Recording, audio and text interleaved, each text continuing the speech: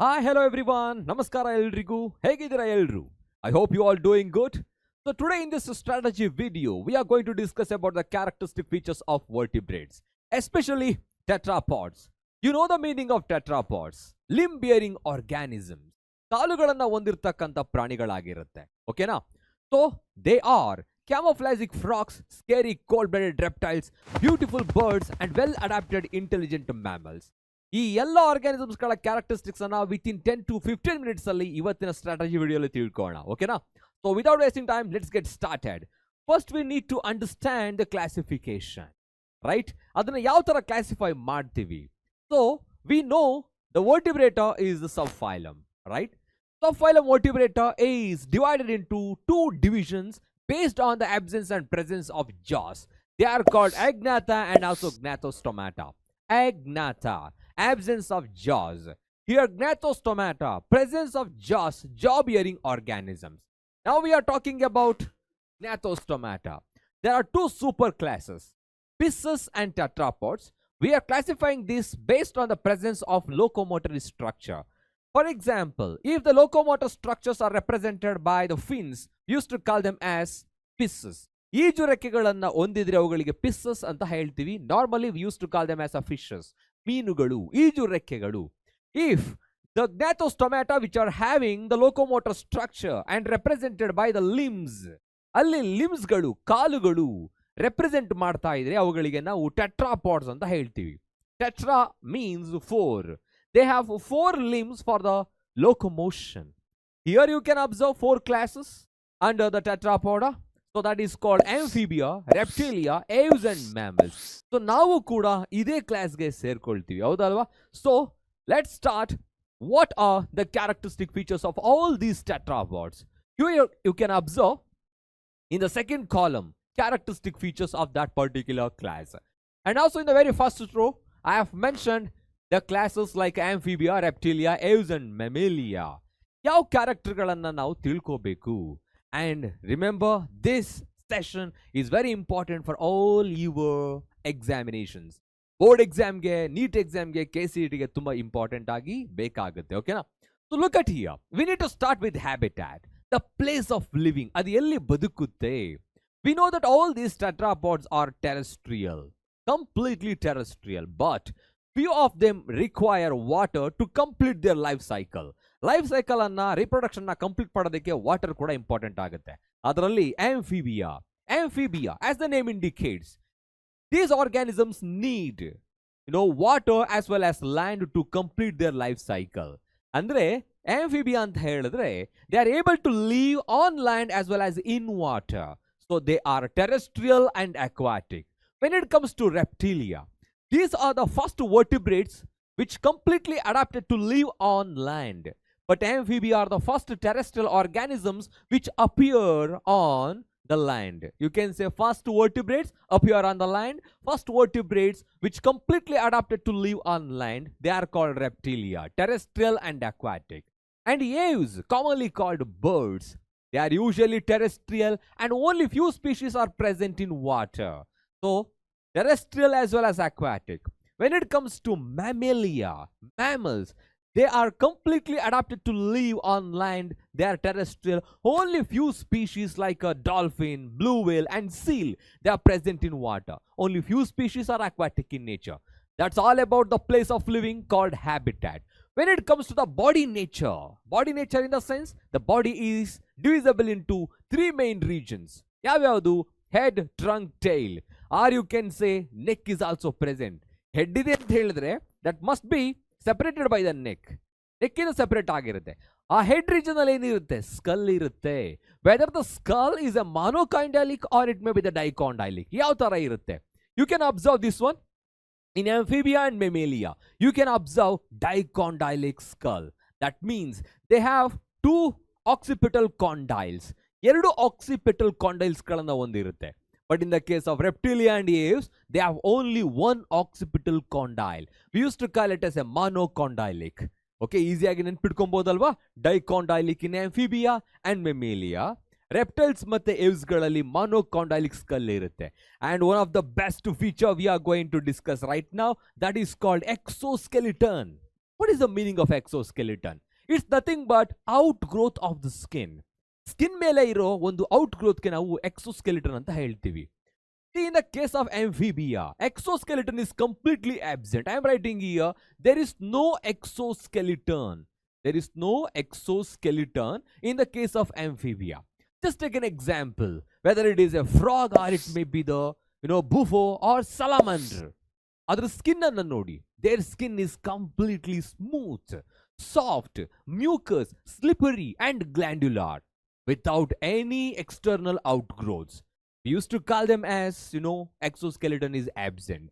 In the case of reptilia examples, yes sir, there are many snakes are there. Crocodile, alligator and also chameleon. ಈ ಎಲ್ಲ ಆರ್ಗ್ಯಾನಿಸಮ್ಸ್ಗಳನ್ನ ನೋಡಿದ್ರೆ ನಿಮಗೆ ಗೊತ್ತಾಗುತ್ತೆ their body is covered by horn and also cornified scales. We used to call them as scutes. Yes, they are having horny and also very hard cornified blades. We used to call them as scutes. ಅದರಲ್ಲಿ scutes ಗಳಿರುತ್ತೆ. Observe ಮಾಡಿದಿರಲ್ಲ. When it comes to aves, yes of course, birds are very beautiful because of the presence of external outgrowth that is called feather. ಅವುಗಳಲ್ಲಿ feather ಇರುತ್ತೆ. So you can say feather is the what? External outgrowth of the skin, that is called the exoskeleton, that helps in flight. And also you can say claws. ಅವುಗಳ ಕಾಲುಗಳಲ್ಲಿ ಇರ್ತಕ್ಕಂಥ ಕ್ಲಾಸ್ಗಳು, ಕೊಕ್ಕೆಗಳೇನಿದೆ ಅದು ಕೂಡ exoskeleton ಆಗಿರುತ್ತೆ. So birds are beautiful. That's because of the presence of feather. That is the exoskeleton of the bird. Mammalia, you can observe hair. So mammaliaದಲ್ಲಿ hair ಅನ್ನ ಅಥವಾ ನೀವು ಬಾಡಿ ಮೇಲ್ಭಾಗದಲ್ಲಿ ಫರ್ ಅನ್ನ ನೋಡ್ತೀರಾ, ನೇಲ್ಸ್ ಗಳನ್ನ ನೋಡ್ತೀರಾ. Have you seen this polar bear? ನೋಡಿದಿರಲ್ಲ, ಅದರ ಬಾಡಿ ಮೇಲ್ಭಾಗದಲ್ಲಿ ಥಿಕ್ ಫರ್ ಇರುತ್ತೆ. Have you seen camels, or it may be any kind of organisms including human beings, gorilla, chimpanzee? ಎಲ್ಲ ಬಾಡಿಗಳ ಮೇಲ್ಭಾಗದಲ್ಲಿ ಹೇರ್ ಇರುತ್ತೆ ಅಥವಾ ಥಿಕ್ ಫರ್ ಇರುತ್ತೆ, ನೇಲ್ಸ್ ಗಳಿರುತ್ತೆ. ಇದೆಲ್ಲ external ಔಟ್ಗ್ರೋತ್ಸ್. We used to call them as exoskeleton. Okay, so exoskeleton is represented by horny, hard, cornified scales called scute in the reptiles. Aves ಗಳಲ್ಲಿ feathers, mammals ಗಳಲ್ಲಿ hair ಮತ್ತೆ fur ಇರುತ್ತೆ. So when it comes to locomotion, how they are moving, so changing their places, of course they are having two pairs of limbs. Here I have written A, it should be two pairs of limbs. Illi two pairs of limbs ಎಲ್ಲ organisms ಗಳಲ್ಲೂ ಕೂಡ ಇರುತ್ತೆ. Okay, that means what? It is indicating four legs, four limbs and hind limbs. In the case of amphibia, four limbs are having 4 digits, hind limbs are having 5 digits. ಅಂದ್ರೆ ಮುಂಗಾಲುಗಳಲ್ಲಿ 4 ಬೆರಳುಗಳು, ಹಿಂಗಾಲುಗಳಲ್ಲಿ 5 ಬೆರಳುಗಳು ಇರುತ್ತೆ. But in all these reptilia, aves and mammals, you can observe 5 digits in each limb. This condition, it is called pentadactyly. What is that? Pentadactyly. And some exceptions are also there. Ichthyophis amphibia, limbless amphibia is called ichthyophis. Have you seen this ichthyophis? Yes, of course. And when it comes to reptilia, all reptilia, they are having locomotor structure. So some of them doesn't have locomotor structure. So legs ಗಳು ಇರೋದಿಲ್ಲ. Example snakes, ಅವುಗಳಲ್ಲಿ ಯಾವುದೇ ತರ legs ಗಳಿರ, ಲಿಂಬ್ಲೆಸ್ reptiles ಅಂತ ಹೇಳ್ಬೋದು. ಇನ್ನೆಲ್ಲ birds ಗಳಲ್ಲಿ ಇರುತ್ತೆ, ಕೆಲವು ಫ್ಲೈಟ್ಲೆಸ್ ಆಗಿರುತ್ತೆ, ಕೆಲವು ಫ್ಲೈಟ್ ಆಗಿರುತ್ತೆ. ಸೊ ಫೈನಲ್ ಆಗಿ ಮ್ಯಾಮಲ್ಸ್, ಅದರಲ್ಲೂ ಕೂಡ ನಾವು ಲೋಕೋಮೋಟರ್ ಸ್ಟ್ರಕ್ಚರ್ ನೋಡಬಹುದು. Pentadactyl in the sense the condition in which each limb bearing 5 digits. Next unique features ಗಳು ಏನಿರುತ್ತೆ ಸರ್? ಆಫ್ ಕೋರ್ಸ್ ಆಂಫಿಬಿಯಾದಲ್ಲಿ ಯಾವುದೇ ತರ ಬಾಡಿ ಮೇಲ್ಭಾಗದಲ್ಲಿ ಎಕ್ಸೋಸ್ಕೆಲಿಟನ್ ಇರೋದಿಲ್ಲ.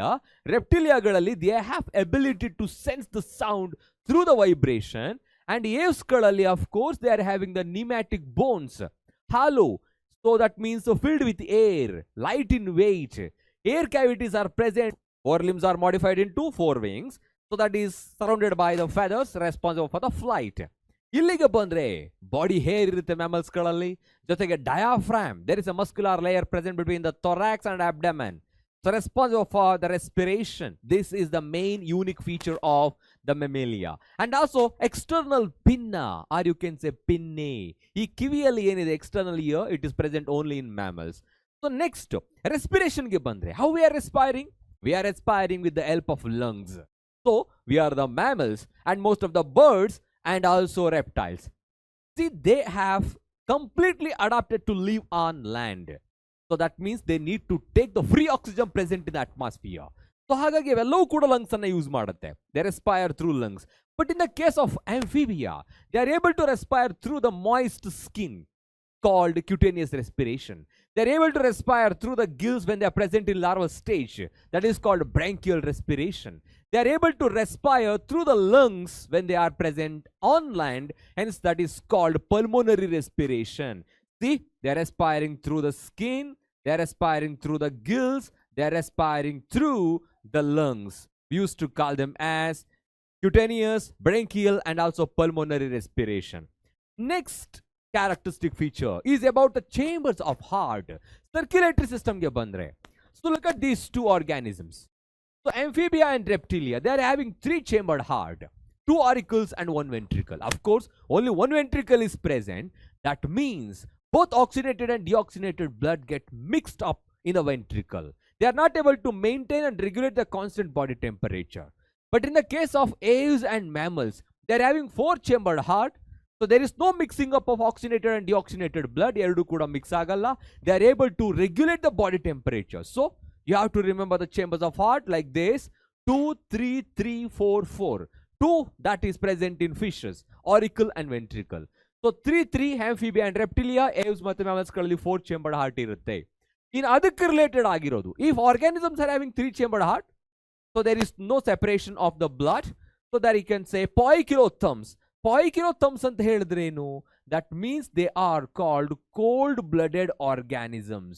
They are called cold-blooded organisms. They are not able to regulate the constant body temperature. But in the case of homeotherms, they are able to maintain the constant body temperature. We used to call them as warm-blooded organisms. Warm-blooded organisms. Endotherms, ectotherms ಅಂತನೂ ಕೂಡ ಹೇಳ್ತೀವಿ. ಓಕೆನಾ?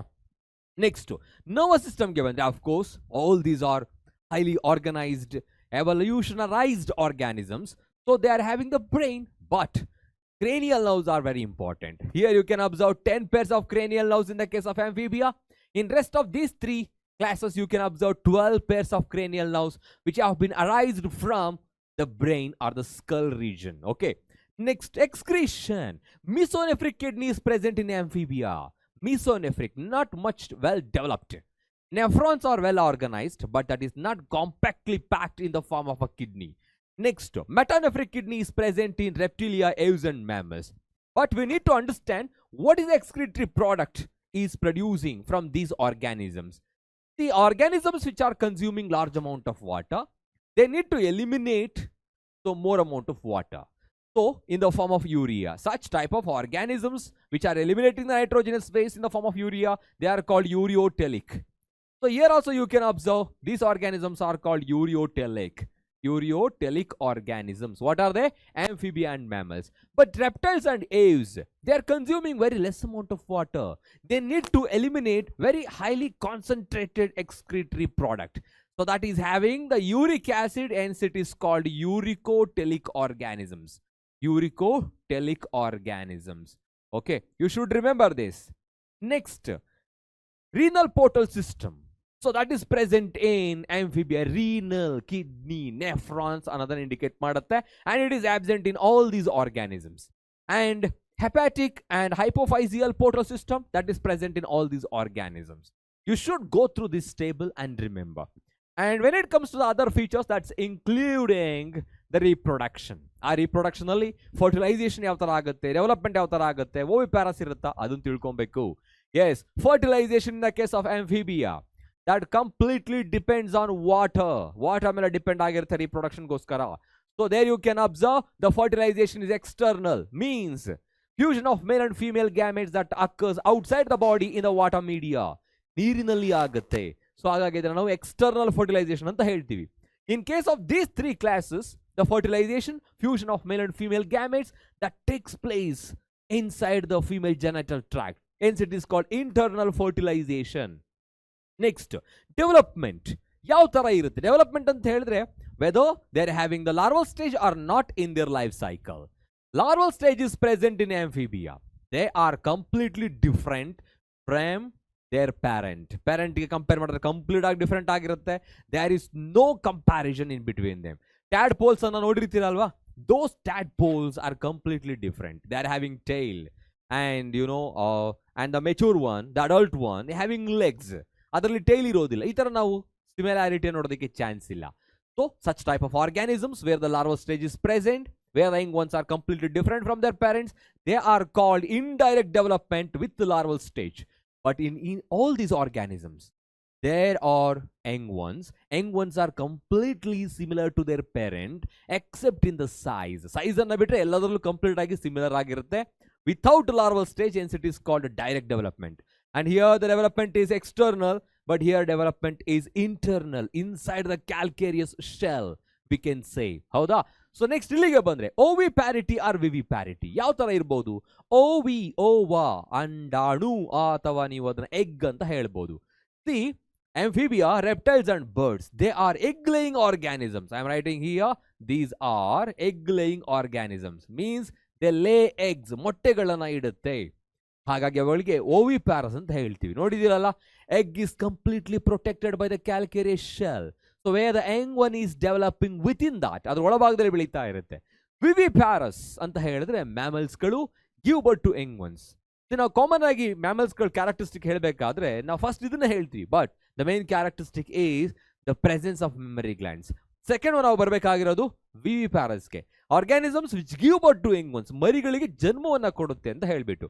So next amnion ಬಂದ್ರೆ, why we are talking about the amnion right now? Yes, it is related to the fertilization, it is related to reproduction. Amniotic layer, whether it is present or not, ಈಗ common ಆಗಿ ಏನಂತ ಹೇಳಿದ್ರೆ, organisms where the reproduction is completely depends on water, they don't have the amniotic layer. We used to call them as anamniotes. We used to call them as anamniotes. Organisms, so where the reproduction that occurs over the land, they are having the calcareous shell, amniotic layer, allantois, chorionic, they are called amniotes. So all these three are amniotes. They need land for the reproduction. So anamniotes, they are requiring water, aquatic medium, aquatic environment for the reproduction. Next, you know the examples. ಈ ಎಲ್ಲ examples ಗಳನ್ನ ನಿಮ್ಮ text book ನಲ್ಲಿ ಕೊಟ್ಟಿರೋದೆ, and I have typed here, and you need to go through all these examples. See here, Uhu, Rana, Hyla, Salamandra, and also Ichthyophis, limbless amphibia. ಅದೇ ತರ ಇಲ್ಲಿ ಕೀಲೋನಿಂದ ಹಿಡಿದು so ವೈಪೆರಾ, wiper ಅಲ್ಲಿ ತನಕನೂ ಇದೆ. ಸೊ ಕಾರ್ವಸ್ ಇಂದ ಹಿಡಿದು ನಿಯೋಫ್ರಾನ್ ತನಕ, ನೆಕ್ಸ್ಟ್ ಆರ್ನಿಥೋ ರೈಂಕಸ್ ಇಂದ ಹಿಡಿದು ಪ್ಯಾಂಥರಾ ಲಿಯೋ ತನಕ ಎಲ್ಲ ಎಕ್ಸಾಂಪಲ್ಸ್ ಗಳನ್ನ ಪ್ರಾಕ್ಟೀಸ್ ಮಾಡಿ. I hope you got most of the characteristics within 15 minutes, right? So next strategy ವಿಡಿಯೋಲಿ ನಾನು ಮತ್ತೊಂದು ಟಾಪಿಕ್ ಜೊತೆ ಬರ್ತೀನಿ. Till then, take care, have a nice day everyone.